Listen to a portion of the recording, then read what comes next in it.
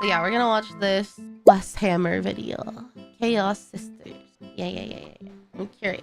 Out of all the factions that don't currently exist in 40k that the community tends to ask for all the time, the Chaos Sisters of Battle have got to be at the top of the list. I mean, yeah, nuns with guns are cool and all, but what about nuns with guns with spikes? However, there's just one teeny tiny little problem, and that's that everybody knows for as long as the Sororitas has been around, not a single one of them has ever fallen to corruption. And this is due to their unwavering faith in the God Emperor. Even their own source material, such as their codex, claims that they're completely immune to chaos corruption. It's actually the primary factor that plays into the complicated relationship they have with the Space Marines. Because on one hand, their brothers in arms over in the Astartes chapters are trusted allies. But then on the other hand, they're pretty familiar with what went down 10,000 years ago during that whole Horus heresy. And let's just say the sisters eye them with a healthy amount of suspicion and mistrust. That makes sense to me. What if I was to tell you that this was all a lie? That there was evidence to suggest that not only had a sister willingly sided with chaos in the past, but that it hadn't been a one-off occurrence? What if it had happened hundreds, if not thousands of times before, and the ecclesiarchy was trying to cover it up? What if I was to tell you that the idea of Chaos Sisters is not the grand heretical conspiracy the ecclesiarchy would have us believe, and their existence is very much a real thing? But if that's true, then who were these women that spat upon their oaths to the God Emperor and embraced the gods of chaos? What did they gain in return for their betrayal? What legacy did they leave behind? And most importantly, why did they do it? Is it possible we could see a full-fledged Chaos Sisters of Battle army come to the 40k tabletop game? And more. I mean, I think anything is possible. Like, it's a fiction universe, so like they can, I don't know, change the story however they want. Like, obviously they want to do it in their best interest and what makes sense, but they can add some sort of corruption to like anything. No, straight up heresy. I don't know, I guess we'll find out. I mean, it looks like to me like he's saying that there's, I don't know, some evidence or something potentially. Could they become a major player in future events in the lore? Well, in this video, we're gonna get into all that and a whole lot more, as there's a lot to cover with Chaos Sisters. I'm just going to be completely honest with you. I forgot to film a transition here, and I'm on vacation. So here's an ad. It's time to say goodbye to your bad habits with the sponsor of today's video, Fume, the award-winning device that is all natural. Now, I'm not gonna lie, when they first reached out to me, I was pretty skeptical. But after trying their sparkling grapefruit for the first time, I was totally on board.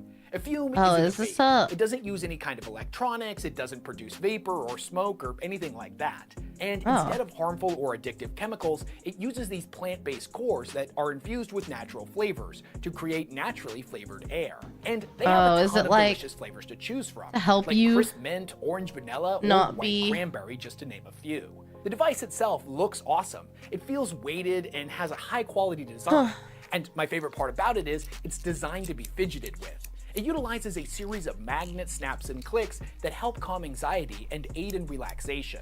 Now, I get it. Stopping bad habits is something that we all put off because it's hard to do. But switching to Fume is easy, enjoyable, and most importantly, fun. They've already served over 150,000 customers with thousands of success stories, and there's no reason you can't. I mean, it's good there's something on the market for people that maybe are trying to like quit. And use my code WesHammer, you can get 10% off their Journey Pack today. And the Journey Pack comes with 3 unique flavors and everything you need to finally be free of your bad habits. That's Slayer, thanks for the follow from the Ghosty Gang. And use code WesHammer or scan the QR code on screen to save 10% off your order today. Big thanks to Fume for sponsoring this video.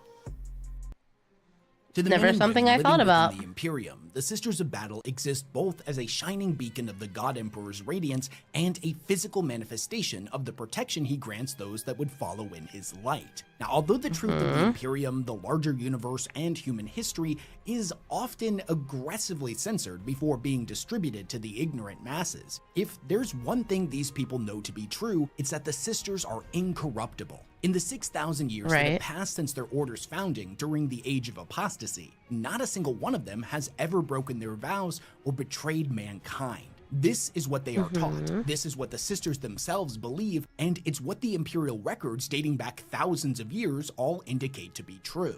However, When we begin to dive into the deeper lore and peel back the layers of secrecy that surround this ancient and holy order, we end up discovering the telltale signs of a massive conspiracy. One that suggests their incorruptibility is nothing more than another one of the Imperium's many lies. That Chaos Sisters of Battle are indeed real, and there may just be a whole lot more of them than many people originally thought. I'm curious But about how this. is this possible? How does a group that through faith is perhaps closer to the Emperor than any other organization in existence capable of harboring heretics? If it's true that this quote-unquote incorruptible faction has seen thousands of its sisters defect to the ruinous powers, how is this information not known to the wider Imperium, including factions like the Inquisition? If these rumors are to be believed, then how does a sister become corrupted? Well, in order to get to the bottom of this, I've spent the last week scouring through the source material for references to corrupted sisters. And when I say corrupted, I mean individuals that willingly chose to spit upon their oath to the God Emperor, abandon their sisterhood, and walk a far darker path all of their own accord. So I'm going to be ignoring instances where a sister was momentarily corrupted via demonic possession, mind control, or some other means. But Okay, they that's all fair. managed to snap out of it. As They can change the lore however they want, but don't expect people to stick around when you mess with the reason people started liking things in the first place. Of course, that's why I'm saying, like, no one with smart business sense is gonna change lore in a way where their fans aren't gonna like it. You know? I don't know. I mean, I want to see where the argument goes because I enjoy discourse, and it's sounding so far like he's done his research. such things are not exactly uncommon within the grimdark future. I'll freely admit that I was surprised to see just how rare Chaos Sisters actually were, but I did manage to uncover 3 fallen sisters whose stories were absolutely crazy.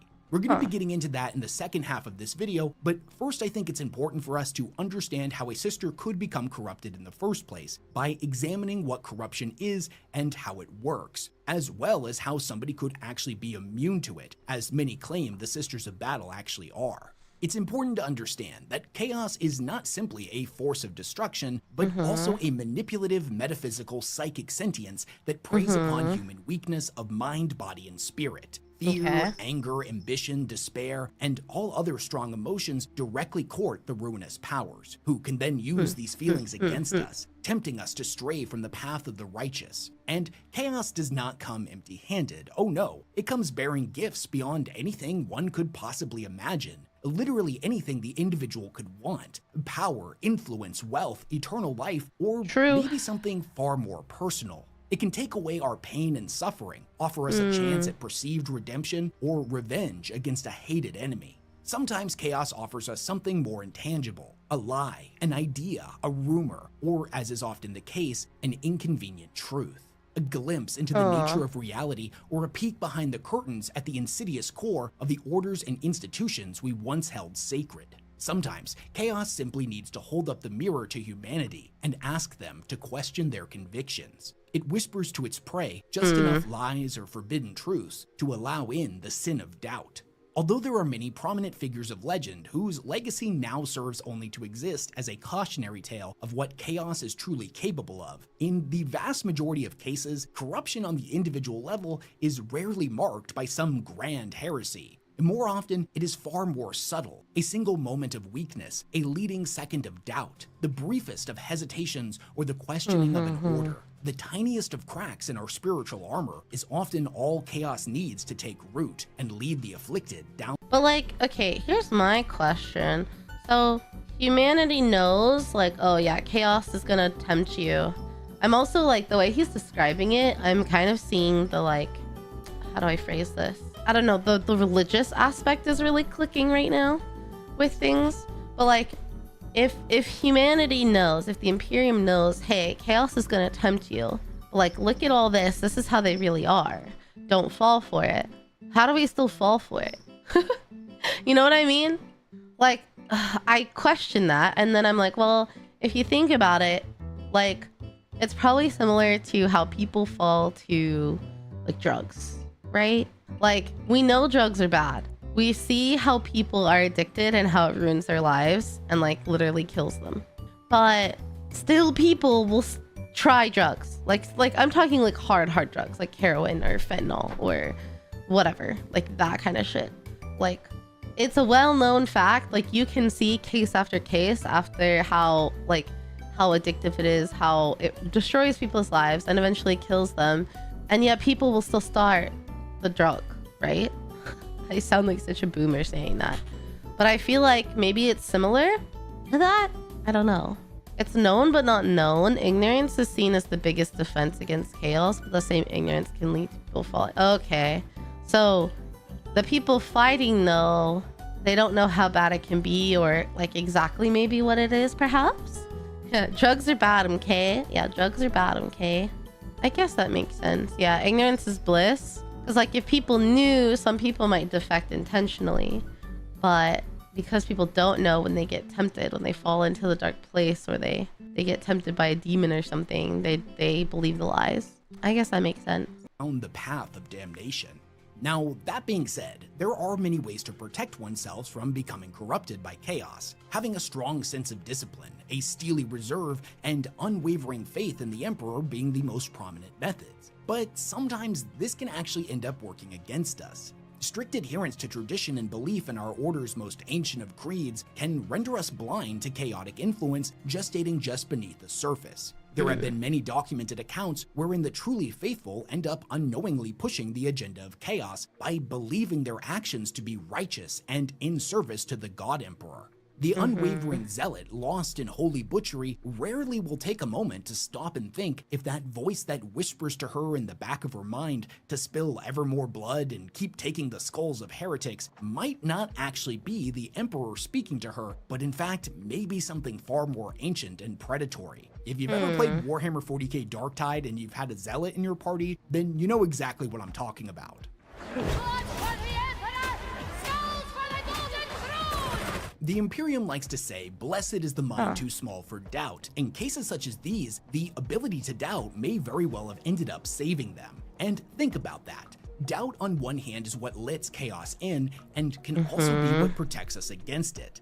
What I'm trying to say is when we think about how chaos corruption works, chaos is chaotic. For every rule it seems to follow, it simultaneously breaks a dozen more. Its unknowable nature making it that much more dangerous and contagious. With all that said, it seems impossible that somebody could be completely immune to corruption, especially considering the fact that in many of the stories, we've seen chaos corrupt things that don't even have feelings, such as inanimate objects, machines, or even AIs. However, there are a plethora of factions that for one reason or another are said to be nearly immune to the influence of chaos, such as the Space Marine chapters of the Exorcist or the Black Templars, who are documented as having a higher spiritual resistance than others. This has led many to believe that they are in fact immune. But then even with them, we have individuals like Castellan Draco, a Black Templar who was declared excommunicate traitoris for quote-unquote deeds too terrible to recount. If a single individual falls within a faction, then they cannot truly claim to be completely immune.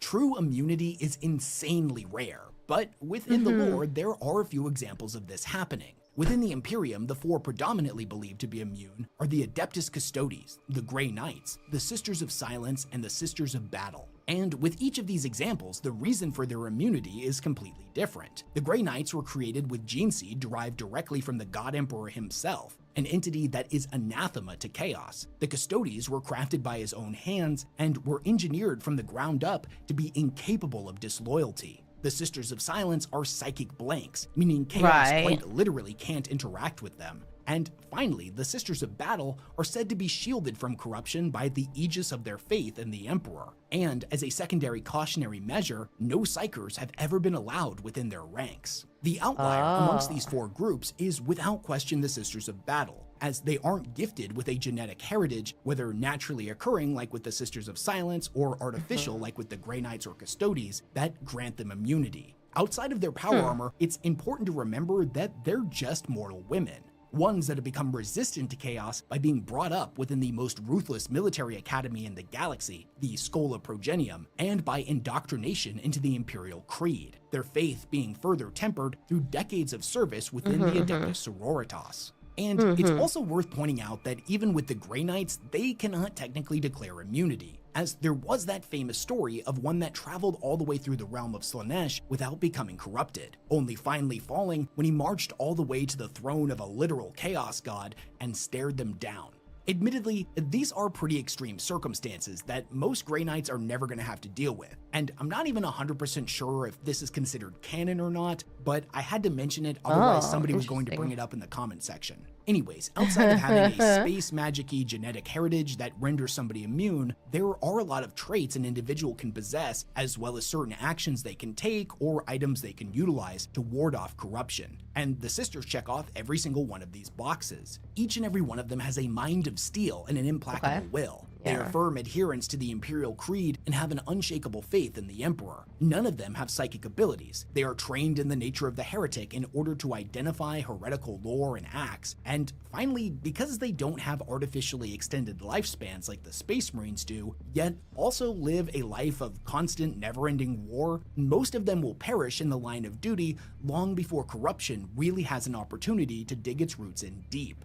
That last one is actually a common problem with Inquisitors who are deemed valuable enough to be given access to the best rejuvenat treatment that money can buy. It's not uncommon for the ones that have lived for multiple centuries to eventually push further and further down the path of the radical, which opens them up to chaos. But that's a topic for another video. After all of that, one can further protect themselves through the use of physical devices that have spiritual significance. Okay, so what I'm gathering is that true immunity is very rare, and it's interesting that the Sisters of Battles have it because they're just normal human women, I guess? I don't know.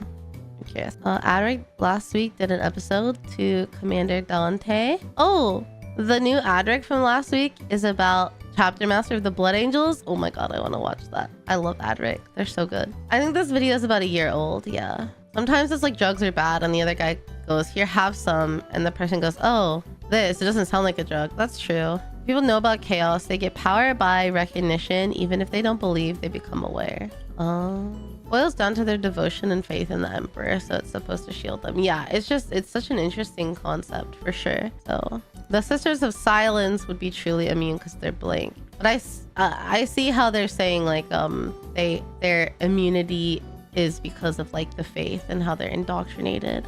40k gets most of the lore love and Age of Sigmar gets the mini love. I know, I wish they could combine. I wish they both could get the lore and the mini love because the Age of Sigmar minis are so good. Indrista, the Celestial Spear. The summer preview. Yeah, the summer preview. I kind of wanted to watch that. But what's the summer preview for? Is it for 40k and Age of Sigmar? Or was it Age of Sigmar? They tease a lot of stuff. New 40k. Okay, so it is like everything. Cool. Nice. Okay. Such as purity seals, warding circles, protective hymns, etc., etc. And these are all tools utilized by the Sisterhood. Because of all of this, it's no wonder that everyone believes they are incorruptible. But at the end of the day, we know this isn't true. They are still mortal and thus valuable. They still exhibit human traits that chaos can prey upon. And with all that said, we do have 3 short stories I want to examine in more depth today. Ones that actually show us several prominent Sisters of Battle who have sided with the arch enemy. And we'll kick things off with the very first sister to fall, Sister Superior Muriel Sabathiel, a woman that many could rightfully view as the chaos equivalent of the first living saint of the Chaos Sisterhood. So he's saying these are canon stories. These are people that have fallen, and we're gonna talk about them. That's what I'm hearing. Sabathiel is or was canon. This is interesting. I am intrigued by this. I am very intrigued. She first appeared in the short story The Invitation by Dan Abnett. This story takes place on the world of Cauldrus Prime, where the local population has recently been subjected to a grisly series of mass murders. Whoever the culprit was not trying to hide their actions, and further was leaving behind taunting messages claiming to be a fallen sister of battle. Ovlov Kurtz, regent of the city of Karagard, was deeply disturbed by this proclamation, but couldn't bring himself to believe such blasphemy. He assumed that this was simply some bloodthirsty heretic that sought to besmirch the good name of the Sisterhood. In order to put a stop to this, he did 2 things. First, he hired a skilled man-catcher to track down the murderer by the name of Teget, an ex-militarum soldier who had spent time as a stormtrooper. So needless to say, he was very good at what he did. Second, he sent word via Vox to a representative of the sororitas, informing them of a mass murderer who was attempting to tarnish their name. Now, he was expecting the response to take a couple of weeks, and for them to just send out one of their menials to look into it. Yet, only a few days later, 3 full-fledged sisters from the Order of Our Martyred Lady appeared in his chamber. One of them, to Ovlov's shock, was the renowned canoness Olga Karamins, and their arrival was suspiciously secretive. There was none of the ordinary pomp and ceremony, no escort, no entourage. They all came dressed in veiled black robes that only slightly betrayed the power armor underneath. Clearly shaken by their arrival, he begs for their forgiveness for not having prepared appropriately. But he questions the need for them to come in person like this in the first place. The canoness tells him they were simply in the area, and figured this was something they could quickly clear up rather than wasting time letting the message go through all of the proper channels. He's still uneasy, but he tells them that he does understand the urgency. He had sent the message through those discreet channels in the first place to protect the sister's reputation. The idea of a sister of battle becoming corrupted and then going on a murder spree was ridiculous. Even suggesting such a thing was a blasphemy of the highest order. That was what he thought, until the moment he saw the canoness in person. Now he felt doubt creeping into his soul. The canoness demands he tell her where the man-catcher was headed. She tells him that by sending him, no matter how skilled he believed he was, he had signed his death warrant. A terrible realization starts to dawn on him, but he seeks confirmation by asking her what exactly it was that she was telling him. She snaps at him, saying that she isn't telling him anything, and for his sake, it's better that way. His voice, now tiny and terrified, tells her that he made the man-catcher carry a tracker in case something went wrong, and he hands over the device to them. The story then jumps forward. The 3 sisters have been tracking the killer through the snow and up into the mountains. The 2 battle sisters end up pushing forward to scout ahead and end up getting picked off one by one by an unseen assailant. The canoness calls to both of them over the Vox by name, but when all she hears is static, she pauses, and a few moments later, she speaks a third name.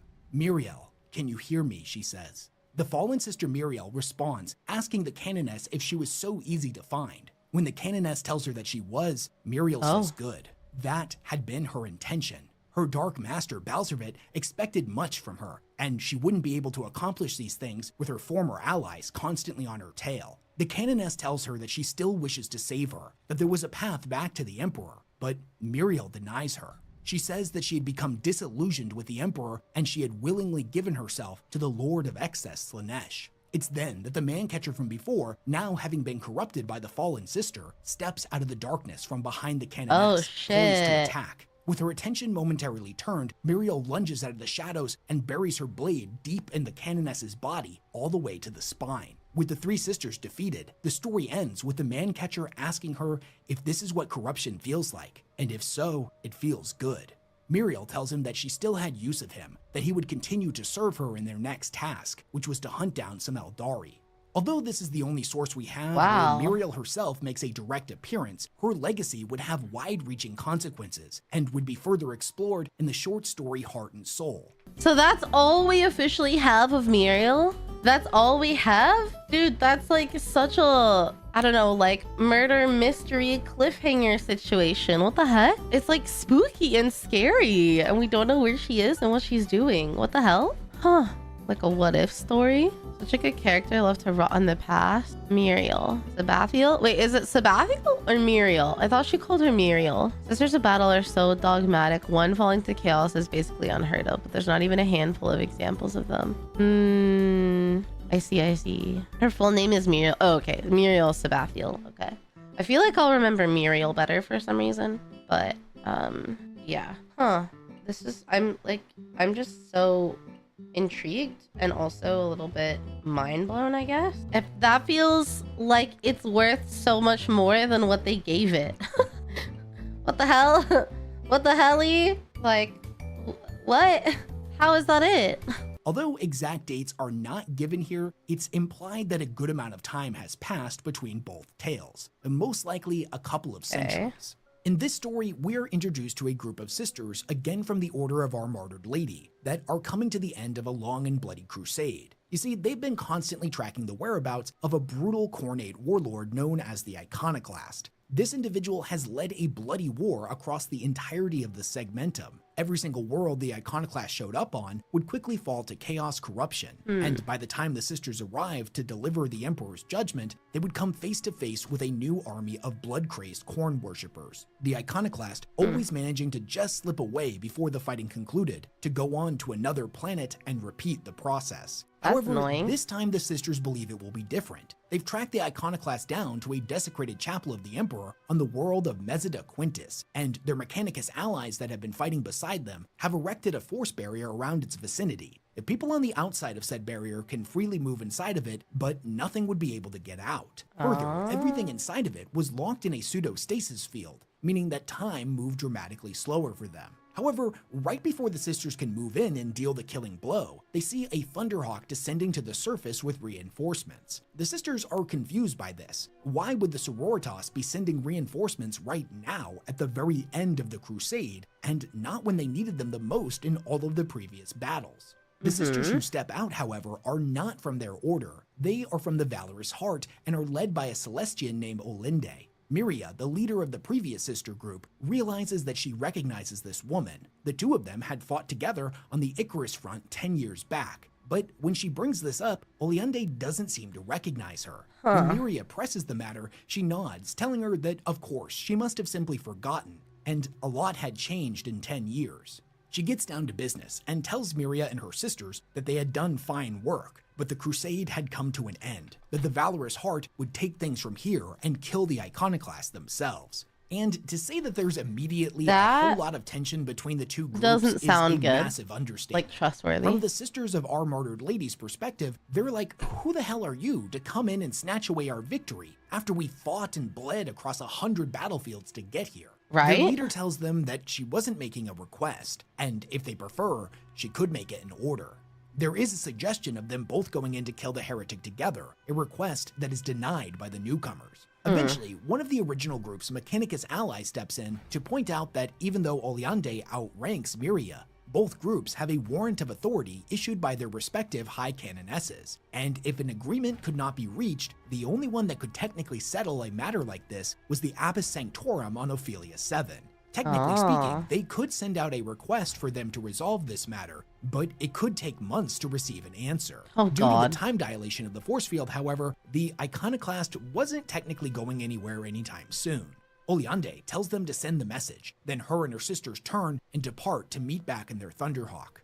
The entire situation doesn't really make a lot of sense, and the Sisters of the Martyred Lady are confused, angry, and hurt by the newcomer's arrival. Some time ends up passing, and Muriel goes back to one of their makeshift chapels inside of a rhino to pray for guidance from the Emperor. Inside of a When she rhino, suddenly wow. hears bolter fire ringing out outside. She rushes back out to see all of the Mechanicus members dead, except for the one from before, who tells her that Oolande and her group betrayed them and went inside. You have to understand that what they're experiencing right now is an unthinkable impossibility. From the very first days of their training, in every convent and in every order, the sisters were taught that no sororitas had ever fallen. It was the bedrock upon which their unbreakable conviction was built. To even dare suggest otherwise was to court censure of the greatest severity. Yet, for all intents and purposes, it seemed like the unthinkable had happened. Sisters of Battle had turned against the Imperium.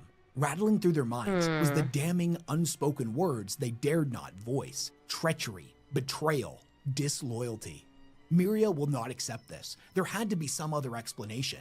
They rush inside of the chapel and find an absolute gore fest. There are bodies everywhere, scattered across the floor and hanging from hooks in the ceiling. Oh, they press in God. deeper and find what appears to have been an ambush site. Most of the Sisters of the Valorous Heart lay dead in the center of the room, surrounded by the bodies of cultists. One of them was still clinging to life, and she tells them that the others were fighting against the iconoclast and they had to hurry. They continue their pursuit and find Oolande locked in combat with the heretical warlord and a group of frothing corn worshippers. She's holding her own, but it's clear that her and her remaining sisters are on the defensive.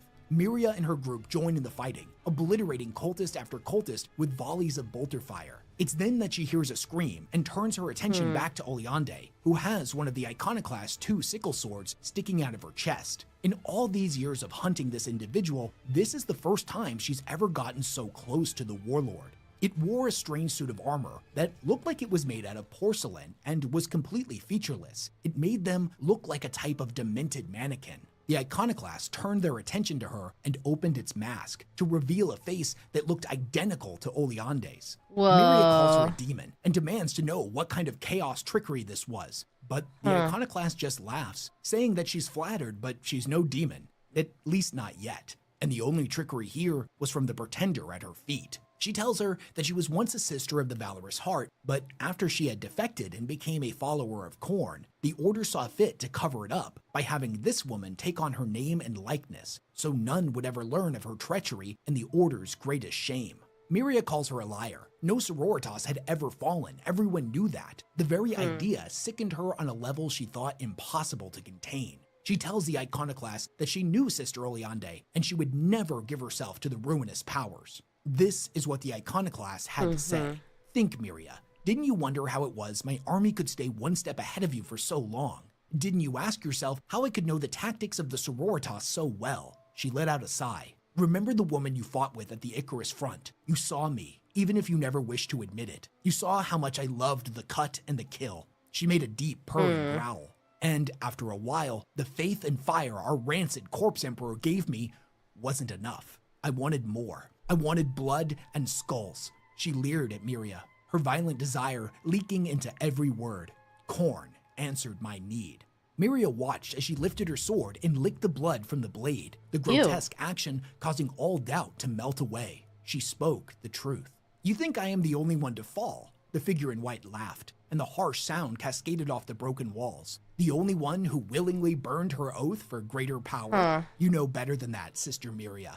After all, it was your order that carries the stain of being first to give up a daughter to the Eightfold Path. Do not speak that name. The wounded battle sister coughed up blood as she shouted out the words. Sister Superior Muriel Sabathiel, shouted the iconoclast. She of the order of our martyred lady, given unto the embrace of the Lord of Dark Delights, and such a waste too. She shook her head sadly, mockingly, as I mean, he's just reading the book out to us. Like, this is just a book. This is real, I guess, unless they're lying. This is wild. Sabathiel is known. She is the cautionary tale. How do you square that circle, Muriel? None fall, yet one fell? How does it feel to know you were lied to? She reached for an answer and could not find one. The iconoclast, Oolande, saw it in her eyes and smiled. Sabathiel was only the first. She built her own warband out of pious sisters she enslaved herself from the Order of the Argent Shroud, much to their shame. And then there were the others, quietly killed and cut out of history, or replaced like me. Oolande strode back to her wounded double and glared at her. All to protect the great lie of the Adeptus Sororitas, to shield its brittle heart and soul from the shattering truth of chaos. She drew back and spat in her own face. You see before you the blood-soaked shame of the Valorous Heart. So humiliated they were by my defection to the true gods that they made this lie. Took a sister and gave her my aspect so that none would know. And they've been following your crusade ever since, Muriel, waiting for this moment to come in and end me, to seal the secret forever and burn out the indignity that is the heretic Oolande, the iconoclast who dared to disown them. Before she can speak any more blasphemies, one of the other sisters opens up on her with a bolter set to burst fire, knocking her backwards into a pile of debris. This enrages the iconoclast, who leaps back to her feet. She has a crater in her chest from where the shot connected, and inside where her heart should be is a writhing mass of tentacles. Muriel found the sight of the corruption revolting, and she threw herself at the heretic, their weapons meeting again and again, corrupted steel clashing against revving tungsten fangs. They were equally matched. The iconoclast had been trained in the same combat tactics that she was.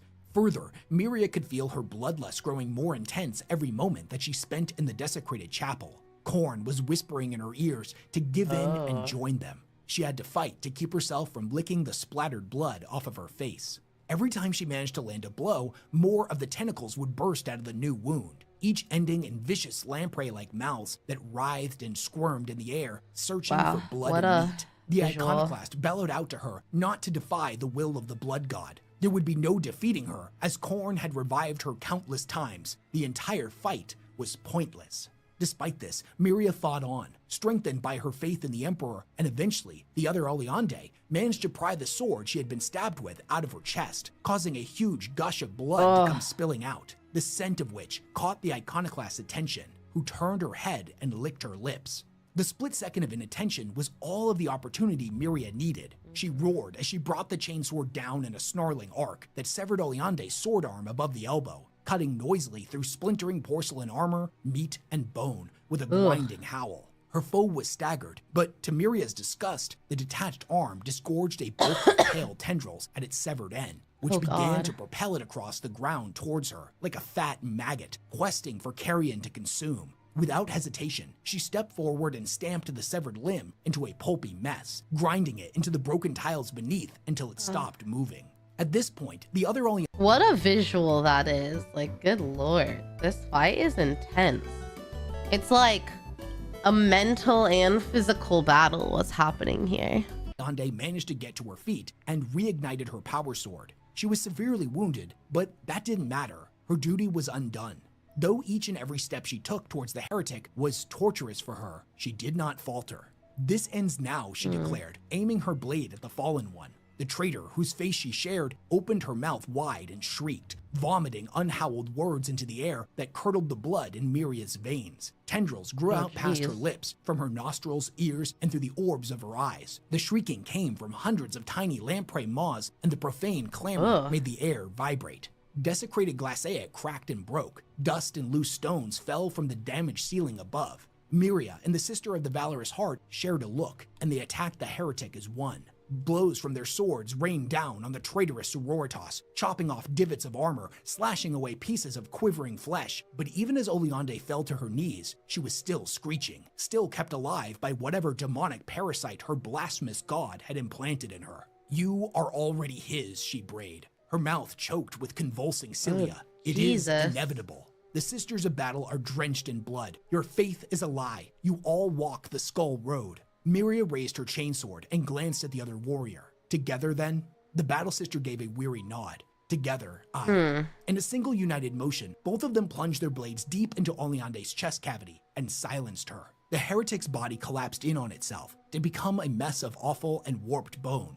Whatever power from the warp that had kept the woman alive was suddenly gone, and all her deaths returned 1,000-fold. After the battle concludes, but before they can exit the temple, the pretender Oolande pulls from her robes a crack grenade and arms it. The Sisters of our martyred lady realize with dawning horror what this means, that her duty would not be over so long as the others remained alive that knew of the Order's shame. She asks her if this is true, and Oolande confirms it, saying that any who know of their shame must not be allowed to speak of it. She walks up to her and tells her that she's sorry, placing her hands over the other sisters, both holding the crack grenade together. "You have sacrificed so much to this mission," she told her, "your very self, and I have given much too. My service and my blood, my sisters. But if we perish here today, that duty ends, and the enemy still endures." Muriel nodded towards the remains of the heretic, not just the foe without, but the foe within. She closed her eyes for a moment and remembered the horrible sense of temptation ghosting at the edges of her thoughts. To live was to be in battle with it day after day, but to live was to also defy it and make each breath a victory against the darkness. The injured woman's grip on the grenade slackened. "But this is my failure," she said quietly. "I must sacrifice." "You must live," Muriel insisted. "Sister Oolande must live, else the archenemy will have their victory, and all you have done, all we have done, will be for naught." Every sister in attendance vows on the honor of the Order of Serenity that they will carry this secret to their graves unspoken. Oolande eventually accepts, and they all leave together. "What will I tell my kinswomen when I return to our convent?" said Oolande. "I was not expected to live beyond my mission. Adversity is a test, sister. We must never fail it." Muriel strode towards the gateway, drawing herself up, her head held high as was fitting a victor. She paused on the threshold and offered the other woman her hand. "And only the God Emperor can decide when our duty is ended." So let's recap all of the takeaways from this story. First and foremost, even though that is like so intense. This writer is blowing me away. I don't know. It feels like deeply spiritual and emotional somehow. Like, I don't know. This is kind of crazy. I can't believe like this is only the second story of this whole situation.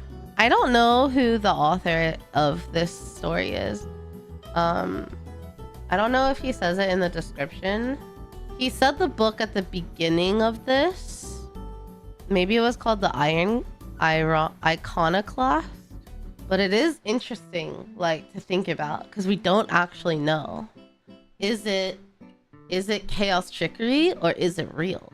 The fact that we can't trust the Imperium is crazy. We unfortunately didn't get a true follow-up to Muriel Sabathiel. This second story implies that she lived a pretty crazy life and managed to spread her corruption to a whole bunch of other sisters as well. This iconoclast seems to hold her in great reverence, so much so that she actually kind of reminds me of one of the Sororitas's living saints, as if she was the first saint of the Chaos Sisters of Battle. We also now have direct confirmation that these sisters are not as immune to corruption as their order leads them to believe.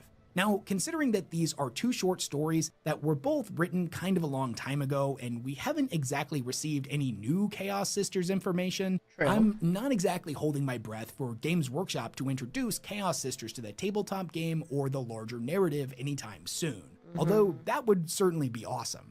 The final story that I want to talk about is also the strangest example we have of a sister becoming corrupted, which for fans of the Dark Coil series and the rest of Peter Faveri's work will come as no surprise. And initially, she wasn't corrupted by chaos at all. She was tainted by something far more alien, the patriarch of a gene stealer cult. And I know what you're thinking. Wes, this is a video about Chaos Sisters of Battle. Why are you including a gene stealer cult sister here? And that's a very good question. First, it's because her story is a great example of how corruption, be it chaotic or alien in nature, can worm its way past the mental and spiritual barricades of even the most devout of the Emperor's faithful. And two, because the ending to her story is fucking crazy. And I don't think I've ever seen anything like it anywhere else in the 40k universe.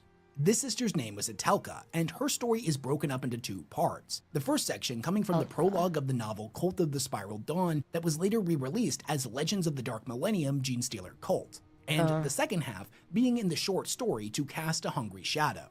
In the prologue, we see a gene stealer in the infancy of formulating a new cult on the world of redemption.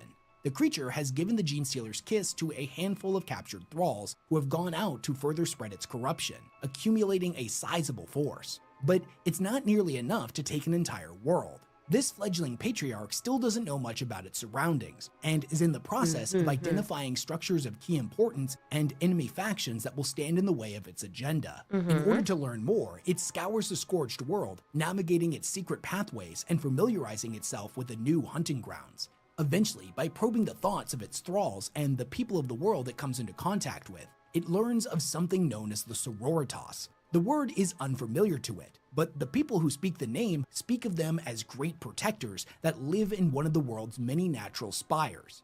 It learns that this location they speak of has a great fortress abbey owned by the Sisterhood of the Order of the Thorn Eternal. The fortress is defended by thick walls of ferrocrete and impenetrable iron gates. Without somebody on the inside to open those gates for the Gene Stealer's thralls, a direct assault would be doomed to fail. But it realizes that there had to be something. No fortification was truly without a weakness. In order to probe for such a fault, it casts its consciousness out, gently gracing the mind of all of the sisters within, lingering just long enough to gather intel without raising suspicion. The sisters' minds were Side note, that's so terrifying though. Holy, that's spooky. That it can just lurk in your mind like that and you don't know. Like, it can be there just long enough and you don't know. I don't know, that's fucking creepy as shit. unlike anything the creature had ever encountered. From its perspective, their spirits were lined with what it referred to as seams of madness that ran through their spiritual armor. But in the vast majority of cases, this madness only strengthened the alloy of their resolve.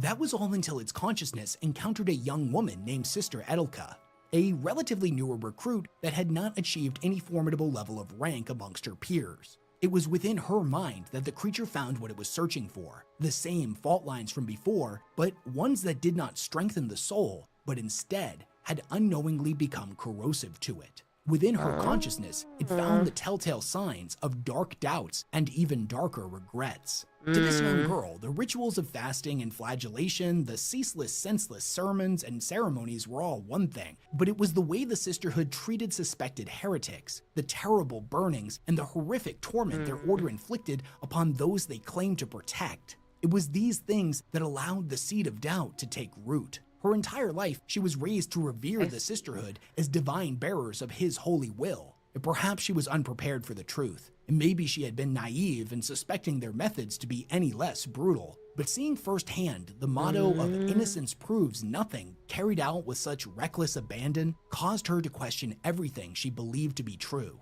Seeing an opportunity within her, over 9 consecutive nights, the patriarch gifted her with whispered questions that she thought were her own. Eventually, she began to see secret heresies in her own sisters, loyalty unraveled into loathing, then horror, and finally hatred. She realized with painful clarity that they served a lie. She was drawn deeper and deeper into the sacred spiral, and through the patriarch's blessing, became anointed as its first apostle. On the 10th day, the patriarch rallied its followers to assault the abbey, its impenetrable gates having been opened for them in secret by the fallen sister. Each and every one of the sisters stationed here ended up getting slaughtered, and since the warning of what happened never got sent out, the Gene Stealer cult on this world would stay undetected for quite some time, the core tenets of its faith eventually spreading out across the stars and becoming the cult of the Spiral Dawn, an imperial-sanctioned sect of the Imperial Creed. Now, the next time we see Sister Atelka was in the short story To Cast a Hungry Shadow. At this point, she's a lot older and has become a prominent member of the cult. It's implied that shortly after her betrayal, she met with the patriarch, received the Gene Stealer's kiss, and then now having the Gene Stealer's DNA inside of her, would go to take a partner and give birth to a new generation of cultists.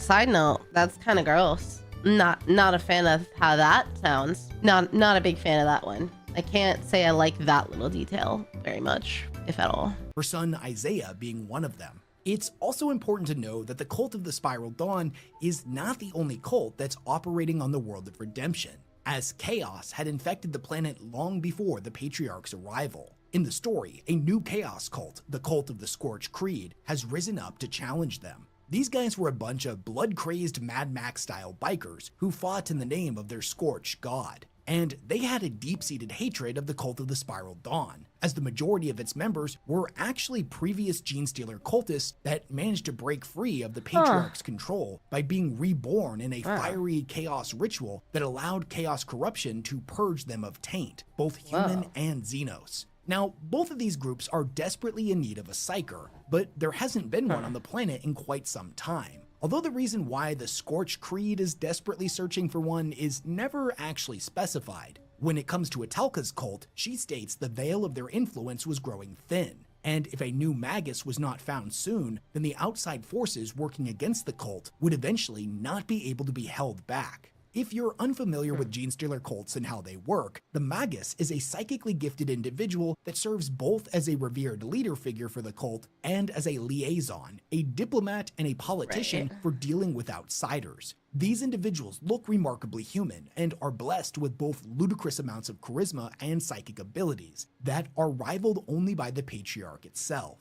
Normally, so long as a cult has at least one of them, they can pass down their genes to their children, ensuring that the cult has access to a magus for generations to come. But the Spiral Dawn doesn't even have one right now, which puts them in a very dangerous position. At the beginning of the story, both of these cults suddenly become aware that a psyker has finally been located at the top of one of the world's many spires, an incredibly powerful individual that currently holds no allegiance to anyone but herself. Although Atelka is revered by the cult, she's painfully aware that she's no magus. She doesn't have any psychic abilities. She's growing old, and she's not going to be around to lead them much longer. They need to reach the psyker before the Scorched Creed does, or they might not be able to hold off their attacks for much longer. This is something the Patriarch is also well aware of, so it presses her to lead a convoy out into the waste in order to capture the psyker alive. However, things don't go according to plan, and they end up getting attacked by the Scorched Creed. In the resulting road war, she ends up suffering a mortal injury when a piece of shrapnel pierces her chest. Unwilling to leave the saint behind, a few of the cultists carry her the rest of the way up the spire. The entire time this is going on, she's either unconscious or dead. We're not really sure, but we get to see inside of her mind. She's in a place she doesn't recognize, and wherever she looks, all she can see is unending darkness in every direction. This is when the memories of her previous matriarch, Canoness Aveline, interrogates her on why she betrayed her sisterhood. Now, in the early years after she opened the Abbey's gates to the Horde, guilt had been a constant companion. But through the Patriarch's influence, that slowly lessened over time. She believed she had not betrayed the sisterhood. In fact, she had liberated them. She had given them peace. She had always told herself this, but now, under the judgmental gaze of her former canoness, she once again feels the telltale sensation of doubt deep in her soul. The spirit of the canoness is not impressed by her answer, and thus the barrage of questions and accusations continue. She demands to know why she allowed the corruption into her body and soul, why she turned from the Emperor's light. Every venom-laced accusation causing her sanity to fracture more and more. In desperation, Atelka tries to call out to the Patriarch for salvation, but its influence can't reach her here. Again, the canoness demands to know why she betrayed them. She frantically flails about in the darkness, desperately trying to get away from this place, but the canoness's questioning never stops. She tells Atelka that each and every one of them is a crucible for their own becoming, and there was no way of escaping herself. She asks one final time, why did she betray them? Finally, her spirit broken, Atelka confesses. She hadn't turned on them out of hope or hatred. It had been something far simpler. She saw what happened to her fellow sisters as they became further entrenched in the sororitas' dogmatic creeds, how eventually they became thralls to tradition, unable to act of their own free will. Doubt had poisoned her, and in the moment when she betrayed them, she did it simply because she still could. Before her spirit slipped away into oblivion, the planet Shadow rushed in to fill the void in her body, bearing not salvation, but damnation. Now, at this exact moment in time, the Genestealer cult has made its way all the way to the top of the spire, but so too has the cult of the Scorched Creed. Even as they had felt the life force leaving her body, they were unable to abandon their beloved matriarch, and had brought Atelka with them to see this pilgrimage through to the end. Both sides are currently locked in combat, a final bloody battle to claim the Psyker as their prize. However, that battle is suddenly interrupted when they all hear a blood-curdling scream coming from Atelka's body. They turn back and see that she has undergone a horrific transformation. Chaos had warped her physical form into a demon that lunged at the cultist in a whirlwind of barbed claws. She was a winged, crimson-scaled monstrosity that rippled and flickered as if she was being burned with a ferocious internal fire. She was lightning fast, moving in jagged bursts that defied the eye, as if she was slipping and skipping between moments as she carved a bloody path through her former allies. In the end, everyone on both sides had been killed, with the exception of her son, Isaiah, who now must stand against the abomination his mother has become. And it's made immediately apparent that he's no match for the demon. In the final moment before she can strike him down, however, the Psyker they have all been seeking emerges from her cave. Using her immense psychic ability, she hit the creature with a gale of energy so powerful that it flung it from the spire all the way to Redemption's molten seas. The story ends with Isaiah reaching out to the Psyker, thanking her for what she has done, and it is implied that she agreed to go with him, becoming the mother of a new line of maguses for the cult. But what ended up happening to Atelka? We don't actually see her die here. She just gets blown off the side of a mountain and sent hurtling out into the waste. But that creature had wings, and even if it didn't survive its fall, if she really had been turned into a full-blown demon, it would be no trouble for the Blood God to revive her and send her back into the physical universe.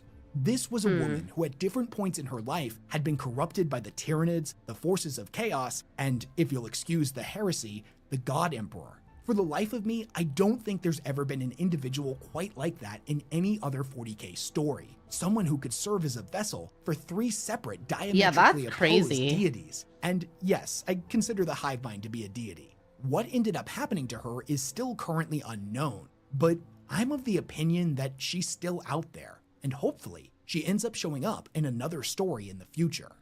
And dude, that's actually insane. Like, her story is wild, how much she went through and all of the different like groups that she like fell to, or however you want to say it. That's insane. But still, yeah, I mean, same probably, right? there's horror stories in 40k. I do want to check out 40k horror stories. I think that would be fun as a theme in October or spooky month, like 40k horror stories and also spooky stuff in general. And unfortunately, that's where our journey into the Chaos Sisters of Battle has to take a pause for now, as these 3 stories we went over is literally all of the source material that ever mentioned one. Wow. We haven't really got any kind of insight into the Chaos Sisterhood in quite some time, and right now I don't really know what Games Workshop's plan is for them. Anyways, I just kind of want to take a minute to go over my closing thoughts on all of this, as if I'm being honest with you, I'm pretty conflicted about the whole thing. Now, it's no secret that I'm a huge Chaos fan. In the tabletop game, I've got like 10,000 points of Death Guard, a whole Chaos Knights army, a Thousand Suns army, and a full Demon army. And if the rumors are to be believed about the Emperor's children getting their own codex, I'm probably going to go pretty hard in on them as well. But in addition to that, I'm also a huge fan of the Sisters of Battle. And me and my partner have about 3,000 points of them that we've built up, but we haven't painted yet. That one's still a work in progress. But as a fan of both Chaos and Sisters, Chaos Sisters of Battle is like a no-brainer for me. It's definitely wishlist material. And when I set out to make this video and started doing all of the research, that's definitely how I felt. But the more I looked into this, the more I refamiliarized myself with the Sisters lore, I gotta be honest, the idea of Chaos Sisters leave me feeling some kind of way. The Sisters being completely immune to corruption without the need for genetic modifications or magic space science was always a really cool concept to me. Like, these are just mortal women who are so strong in their convictions, their belief, and their faith that they stand as a radiant beacon against the darkness through sheer willpower alone. So much so that there's always this extreme tension between them and the Space Marines, because on one hand, they look at their brothers in the Astartes as legendary heroes to be respected, but they also know what they're capable of. Although their order did not exist at the time of the Horus Heresy, they're intimately familiar with its events, and they've seen firsthand what the Emperor's wayward sons are capable of when loosed from their bonds of service. That tension has always added this really interesting storytelling dynamic to the setting. It made the Space Marines and the Sisters' relationship so much more complex and interesting. But if they're just as susceptible to falling as the Space Marines are, I don't know. Like I said before, I'm conflicted. On one hand, I'm a big Chaos fan, but I'm also a big Sisters fan. Merging them together should be exactly what I want, but I can't help but feel like something's been lost. But maybe with time that will change. I'm never married to any of my opinions, and they often change as I get subjected to new information, new ideas, and new stories. So maybe the idea of Chaos Sisters will grow on me, and one day I'll get to add some dope-ass Plague Sisters to my Nurgle army. But what do you think of all this? Do you like the idea of corrupted sisters, or would you rather them have stayed incorruptible? Do you think we'll ever actually get a Chaos Sisters of Battle army in the tabletop game? Do you think that sometime in the future, they might become a prominent threat in the lore? Now, let me know all of your thoughts, comments, questions, and corrections down in the comment section below. Some people don't believe me when I say I read every single one of them, but I promise you that I do. I absolutely love chit-chatting with you guys in the comment section and nerding out about 40k. And I'm especially interested to hear what you all have to say on this one, as Sisters of Battle that have fallen to chaos is kind of a weird topic. Also, definitely let me know if you have any other ideas for lore videos that you'd love to hear me talk about. Anyways, big thanks to everyone who supports all the work that I do, and I'll catch you all in the next one. Okay. Yeah, I think I understand. Okay. But yeah, I think I like these little stories that he talked about that we got are very interesting. It's kind of crazy that there's just these tiny little tidbits and that's it. I like the intrigue that you don't really know. Like, they could come out like many different ways. And it could be like, it could be a chaos lie or it could be truth. Like, I like that both aspects make sense. You can't really say for sure one way or another, I guess.